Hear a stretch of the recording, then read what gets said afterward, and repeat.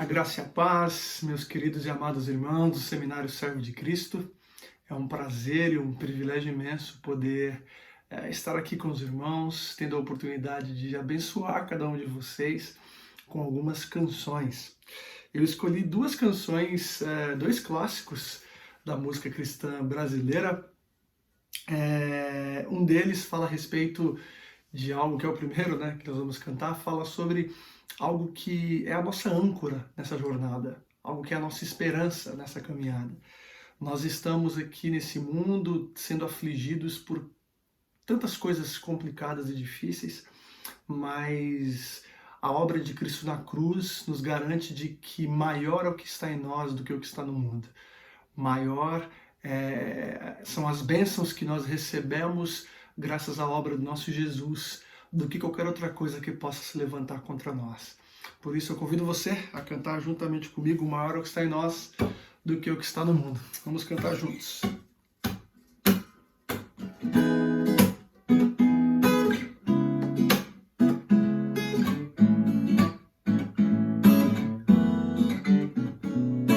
Tudo que Jesus conquistou na cruz é direito nosso, é nossa herança. Todas as bênçãos de Deus para nós tomamos posse, é nossa herança. Toda a vida, todo o poder, tudo que Deus tem para dar, abrimos nossas vidas para receber. Nada mais nos resistirá. Maior é o que está em nós do que o que está no mundo. Bem maior é o que está em nós do que o que está no mundo. Ei.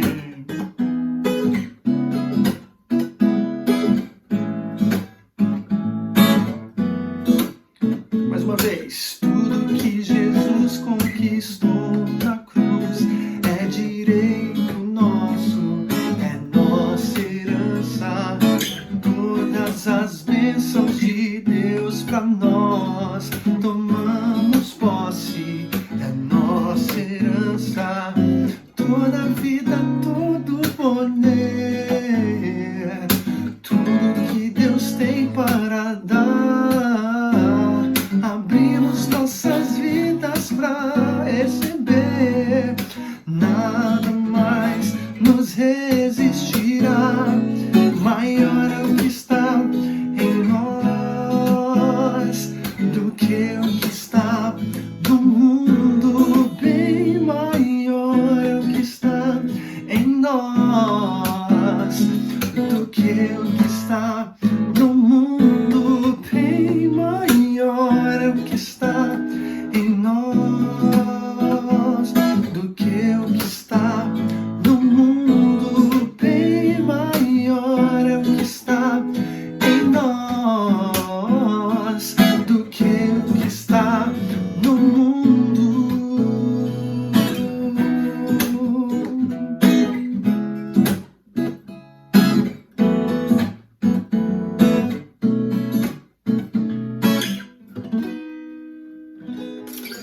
Amém. Essa próxima canção é uma canção que fala sobre algo muito singular a respeito do nosso Deus, né? Ele é um Deus soberano, ele é um Deus transcendente, ele é um Deus cheio de poder, mas que mesmo sendo tão grande, mesmo sendo esse Deus tão singular, ele se inclina a nós com graça, com amor. Em momentos como esse, onde nós estamos aflitos, ansiosos, com o coração inquieto pelas circunstâncias, nossa esperança está no fato de que o Deus que é o Criador de todas as coisas, que governa todas as coisas, é um Deus que é por nós, é pelo seu povo. Amém?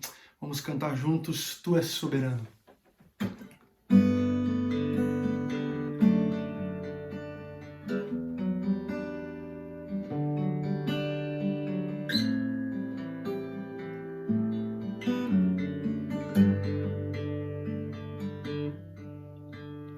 Tu sobre a terra, sobre os céus, tu és Senhor absoluto.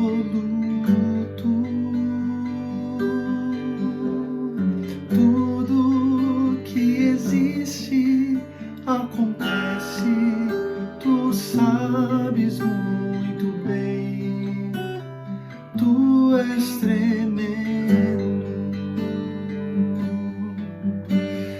E apesar dessa glória que tens, tu te importas comigo também. E esse amor tão grande eleva-me, amarra-me a ti. Tu és tremendo.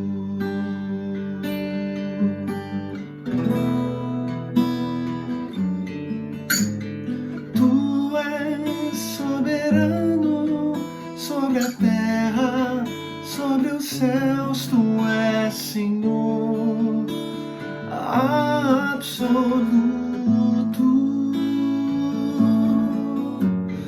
Tudo que existe acontece, tu sabes muito bem, tu és tremendo. E apesar desta glória que tem, tu te importas comigo também. E esse amor tão grande eleva-me, amarra-me a ti. Tu és tremendo. Amém, meus irmãos? Que Deus possa abençoá-los ricamente. Oi, pessoal, tudo bem? Espero que vocês estejam atravessando esse tempo de pandemia com a graça e a força que vem do Senhor. Eu encontro no livro de Salmos um grande livro de auxílio para a minha vida. Já há muitos anos eu, de fato, descobri os salmos ainda quando criança, nas leituras da minha mãe, nos salmos que ela nos fazia memorizar quando criança. Mas foi um pouquinho mais tarde na minha vida que esses salmos se tornaram reais para mim. Eu tinha aproximadamente 14 anos ou algo assim, e eu passei por um momento bem difícil na vida, e aí eu me voltei para os salmos e comecei a ler aqueles salmos, e eles começaram a me dar essa linguagem da oração que naquela época eu não tinha e que eu precisava tanto. E desde então, os Salmos tem sido esse livro, essa fonte de refúgio, de auxílio, essa fonte poética de expressões que me colocam em sintonia com Deus e com a sua palavra, que colocam-me em sintonia com os meus próprios sentimentos, muitas vezes, e reconhecê-los diante de Deus e desnudar a minha alma diante de Deus.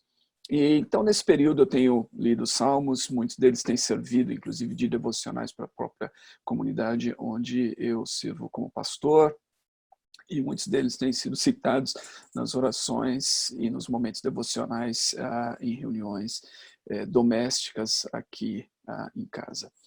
Eu gostaria de mencionar para vocês um desses salmos que se tornou algo especial para mim durante a pandemia.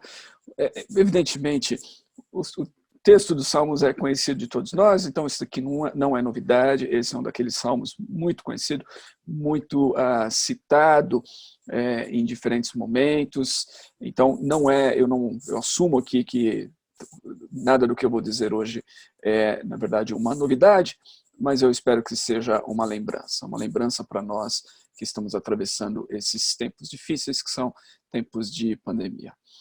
Trata-se do Salmo número 4. Salmo número 4 um desses salmos, né, um dos primeiros salmos da Bíblia, é um dos salmos chamados Salmos de Lamento, e ele é um texto muito conhecido, como eu disse, principalmente por causa do final. As palavras finais desse salmo são frequentemente citadas pelos cristãos. Salmo número 4, ele, para mim, assume essa importância nesse momento, porque ele, ao mesmo tempo, cita duas circunstâncias ou duas situações da vida que eu acredito que são muito presentes no mundo sob a pandemia. Nos versículos 1 e 8, nós encontramos as expressões angústia e segurança, respectivamente. No versículo 1, que começa com uma petição, onde o salmista apresenta 3 imperativos que são praticamente sinônimos. Ele diz: responde-me, tem compaixão e ouve-me. E aí, nesse verso 1, a gente encontra na NVI, a tradução é assim: dá-me alívio na minha angústia. A gente encontra a palavra angústia aqui, onde ele diz: dá-me alívio. A tradução melhor desse versículo, eu acredito que seria no passado: deste-me alívio, né, na minha angústia. Mas, de qualquer maneira, esse não é o ponto. Meu ponto é que nós encontramos a palavra angústia e a condição de angústia do salmista aqui, seja ela presente, seja ela uma condição no passado, e a gente encontra, então, no versículo 8, que é bem conhecido, como eu disse, muito citado, essa questão da segurança. Me fazes viver em segurança. Então, essas são duas condições, duas situações, duas expressões que são muito próximas de todos nós hoje que estamos vivendo nesse mundo sob uma pandemia. As pessoas, muitas estão vivendo essa condição de insegurança, né? De não saber o que virá, de não saber se vão ser contagiadas pelo vírus ou não. Isso causa uma angústia tremenda, a sensação de angústia, o medo sobre o que virá, sobre o futuro. Então, corações angustiados, corações inquietos, corações marcados por uma tremenda insegurança, é o que nós encontramos no mundo hoje, nas conversas com as pessoas, pessoas cristãs, pessoas como você e eu, estão passando por isso. E não deveria ser também problema algum. Nós estamos lendo um salmo que é uma expressão de louvor e de intercessão e de oração do povo de Deus. Então, o povo de Deus também passa por angústia, o povo de Deus também vive momentos de insegurança na vida, momentos de insônia, momentos que a paz parece ter sido roubada. Isso acontece, e isso está acontecendo bastante nesse mundo hoje. Agora, é interessante que o salmista apresenta isso no Salmo, a gente encontra essas duas condições no Salmo, mas a gente encontra que as petições dele, elas não são somente petições que estão acontecendo com ele, que ele está tendo que lidar com essas situações, mas são petições que parecem encontrar eco ao seu redor também. No versículo 6, ele diz assim: muitos perguntam, quem nos fará desfrutar o bem? E não parece ser essa uma pergunta tão atual no mundo hoje. Quantos não estão fazendo essa pergunta, né? Quem nos fará desfrutar o bem? Quem nos dará o bem? Onde encontrar o bem no mundo hoje? Tantas pessoas estão questionando, né? A gente vive e vê por aí lives, a gente vê sermões, a gente vê conversas de pessoas abordando toda a questão da teodiceia. Por quê? Porque esse é um tema tão presente em momentos onde as pessoas estão marcadas pela angústia e pela insegurança e pela presença do mal, pelo medo da morte, pela enfermidade que tem ceifado tantas vidas, pelo luto, todas essas coisas. Então, a gente encontra isso aqui no Salmo. A gente encontra mais um outro elemento aqui, que é no versículo 2, onde a petição do versículo 1 que é dirigida a Deus, ela se transforma agora em palavras dirigidas aos seres humanos, ou aqueles que seriam adversários do salmista. Diz assim: até quando vocês, ó poderosos, ultrajarão a minha honra? Até quando estarão amando ilusões e buscando mentiras? O Walter Brueggemann, comentando esse salmo, precisamente nesse versículo, ele diz que as palavras aqui sugerem um contexto de desordem social no qual nenhuma das velhas realidades sociais contam para qualquer coisa. Então, esse é o contexto. Um contexto de angústia, um contexto de insegurança, um contexto onde não só o salmista tem que lidar com essas circunstâncias e com esses sentimentos e com esses medos, mas as pessoas ao seu redor também se perguntam, e perguntam quem nos fará desfrutar, quem nos mostrará o bem, e é um contexto, ao mesmo tempo, que sugere uma certa desordem social.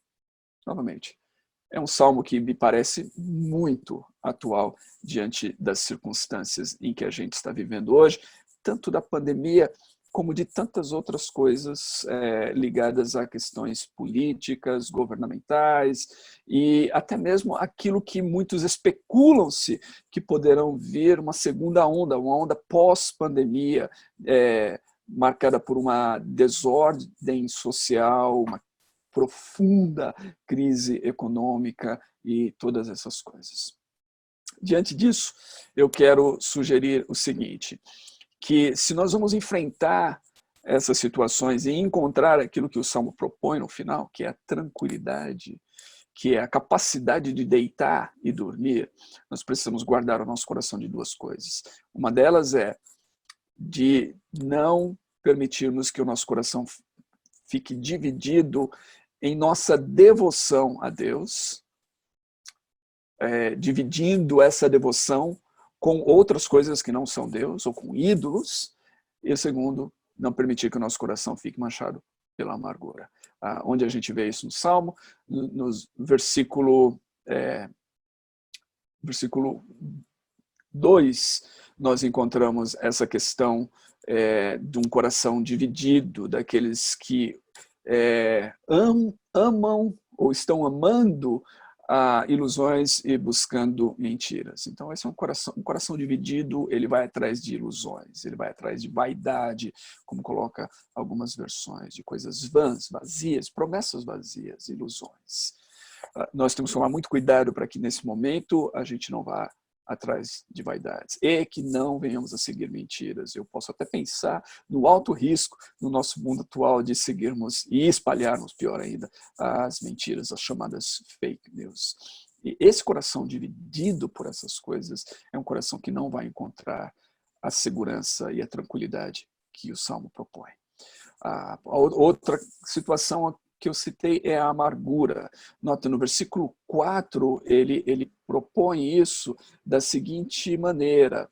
Ele diz assim, no versículo 4, quando vocês ficarem irados, não pequem. Ao deitar-se, reflitam nisso e aquietem-se. Quando vocês ficarem irados, não acho que nós temos dificuldades para entender isso também no nosso mundo, também diante das situações que a gente tem hoje ao nosso redor, né? São discussões políticas, são decisões que são tomadas e tanta gente facilmente acaba se vendo em uma condição de ira diante disso tudo. O Salmo diz, guarde o seu coração. Não permita que o seu coração fique dividido em sua devoção, não permita que o seu coração fique dividido pela amargura. O que acontece é que tanto a idolatria quanto a amargura cegam. É bem interessante isso. E quando nós estamos cegos, a gente não consegue ver a bondade do Senhor. A idolatria, nós sabemos muito bem que ela cega. Aqueles que seguem e que adoram ídolos tornam-se semelhantes a eles. Ídolos têm olhos, mas não veem, não enxergam. E todos nós conhecemos a expressão, inclusive, cego de raiva, né? Quando a raiva, a ira, a amargura toma conta do nosso coração, a gente tende a ficar cego por ela. Então nós temos que guardar nosso coração dessas coisas. Solução, o Salmo apresenta também, nós sabemos, mas o versículo 5 diz que a solução para a idolatria é o arrependimento e adoração ao único Deus. Diz assim, ofereçam sacrifícios como Deus exige e confiem no Senhor. Nós temos que voltar a nossa confiança no Senhor e nós temos que adorar a Deus, ao único e verdadeiro Deus, e confiar nele somente. Ninguém mais vai nos trazer aquilo que nós precisamos, a não ser Deus. No versículo 4, que nós lemos e que fala sobre a questão da ira, a gente encontra no próprio verso também a solução para isso. E a solução para a ira, para a amargura, é o perdão. Né? Nós precisamos perdoar.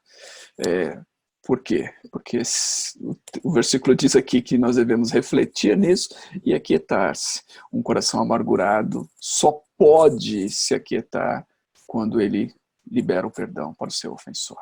Então não existe outra maneira de encontrarmos uma saída para a amargura a não ser através do perdão. Quem é que nós devemos perdoar nesse momento? Quais são os alvos da nossa ira que tem roubado a nossa paz e que não tem permitido com que a gente deite e durma? Quando a gente encontra esse caminho, o Salmo propõe no final algo extraordinário. Ele diz que os nossos olhos são abertos, os olhos que estavam cegos pela ira, cegos pela idolatria, são abertos para enxergarmos a bondade do Senhor e a nossa confiança em Deus é renovada. Encheste o meu coração de alegria, alegria maior do que daqueles que têm fartura de trigo e de vinho. Há uma alegria sobrenatural. O Salmo está propondo aqui, que Deus traz para nós, quando os nossos olhos são finalmente abertos para enxergar a bondade do nosso Senhor. Em paz me deito e logo adormeço, porque só tu, Senhor, me fazes habitar em segurança. Esse é o versículo bem conhecido do Salmo e esta é a proposta para esses tempos que a gente está vivendo. Quantas pessoas angustiadas, quantas pessoas temerosas, quantas pessoas sem paz e sem segurança. Quantas pessoas com o coração dividido, quantas pessoas com a sua devoção dividida, não sabem se adoram a Deus, ou se adoram ídolos, falsos deuses, falsos messias, se eu puder propor, né? E eles estão em todos os lugares. Falsos ídolos, novamente. Quantas pessoas estão permitindo com que o seu coração fique cheio de ira e amargura contra uma série de coisas? Isso tem roubado sua paz e tem roubado a sua confiança em Deus. E por isso elas não conseguem descansar. A resposta está aqui. Vamos entregar os nossos corações de volta a Deus. Vamos adorar a Deus somente. Vamos confiar somente em Deus. Vamos saber, como diz o versículo 3, vamos saber que o Senhor está conosco e que o Senhor nos ouve quando nós invocamos. Vamos saber disso e vamos encontrar, então, através dessa confiança em Yahvé, vamos encontrar de volta a nossa segurança. Aquilo que permite com que a gente durma e adormeça, confiando em Deus, porque Ele nos traz segurança. Então é isso. Eu gostaria de deixar isso com vocês como uma reflexão durante esse tempo de pandemia. Vamos orar juntos. Senhor, muito obrigado por tua palavra, muito obrigado pelos salmos, muito obrigado porque eles colocam e dão a nós expressões que muitas vezes nos faltam em momentos como esse. Nós podemos, através da tua palavra, encontrar ecos no nosso coração, das nossas emoções, dos nossos sentimentos, e podemos nos dirigir a ti. Então, com a tua palavra, expressando aquilo que tantos outros antes de nós, durante a história, já fizeram. Deus, nesses dias de desespero, de angústia, de insegurança, nesses dias que, se ainda não são de caos, muitos anunciam o caos. Livra-nos de termos o nosso coração dividido. Ajude-nos a manter o nosso foco, a adorar somente a Ti, a confiar somente em Ti, a buscar somente no Senhor a nossa segurança, a nossa paz, o nosso shalom. E ao fazer isso, que possamos desfrutar daquilo que o Senhor promete. Um coração cheio de alegria, mais do que qualquer outra circunstância pode nos dar. E a tranquilidade para deitar, descansar em segurança, porque o Senhor está conosco. É isso que eu te peço, por cada um dos meus irmãos, por cada um daqueles que estão participando desse devocional agora, em nome de Jesus. Amém. Amém. Que Deus os abençoe.